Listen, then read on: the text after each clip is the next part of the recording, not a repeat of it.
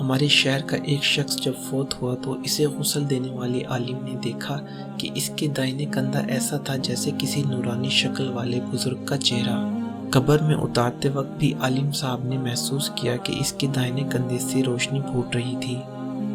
دفن کے بعد امام صاحب اس مردہ کے گھر گئے اور گھر والوں کو ساری کیفیت بتا کر وجہ پوچھی تو ماں نے واقعہ سنایا۔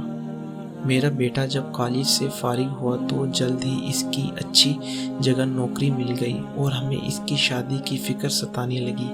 اچھی نوکری ہونے کی بدولت اس کے لیے اچھی رشتہ ملنے کی کوئی مشکل نہیں تھی۔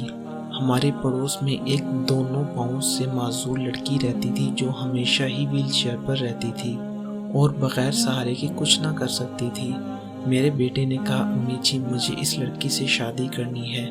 میں نے اور بہنوں نے بہت سمجھایا لیکن وہ نہ مانا، کیونکہ اس کے بقول خوبصورت لڑکیوں کے رشتے ہر جگہ سے مل جاتے ہیں لیکن اس معذور سے کوئی بھی شادی نہیں کرے گا۔ آخر کار ہمیں اپنے بیٹے کی بات ماننی پڑی اور اس کی شادی اس معذور لڑکی سے کر دی۔